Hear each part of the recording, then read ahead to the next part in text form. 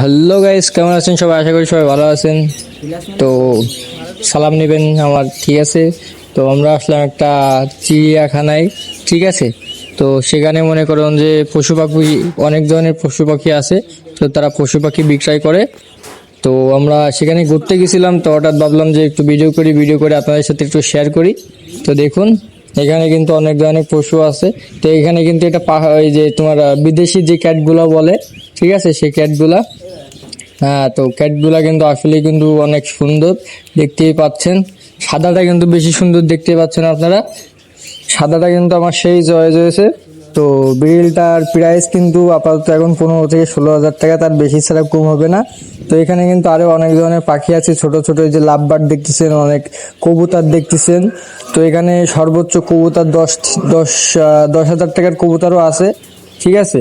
আবার মনে করেন যে 200 টাকার কবুতরও আছে। তো বুঝতেই পারতেছেন কেমন ধরনের কবুতর আছে এখানে।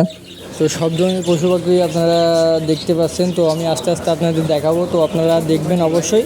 আর যদি ভালো লাগে তাহলে পেজটাকে অবশ্যই ফলো দিয়ে রাখবেন। তো যারা যারা লাইক করেন এখনই লাইক করে দেন।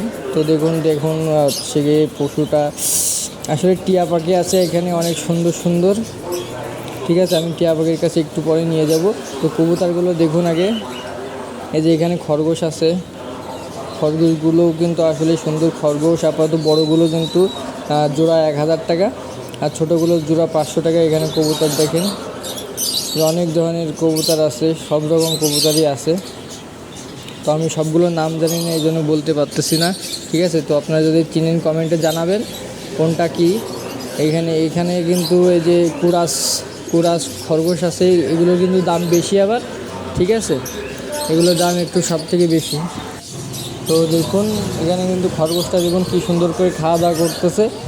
তো ওদের চোখ দুটো কিন্তু লাল লাল, ঠিক আছে। তো আমার কিন্তু সেরকম ভালো লাগতেছে, তো আমি তো ভাবলাম একটু কিনবো। তো আমি আসবো পরে, আমি এখন আপাতত দেখে গেলাম, ঠিক আছে। আমি 2-3 দিন পরে এসে খরগোশটা নিয়ে যাব। এখান থেকে 2 পিস নেব। তো জোড়া আপাতত 500 টাকা এখন, পরবর্তীতে কিন্তু দাম বেড়ে যাবে, ঠিক আছে।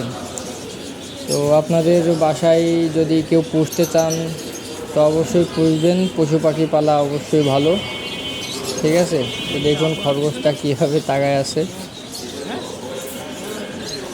আসলে কিন্তু সুন্দর।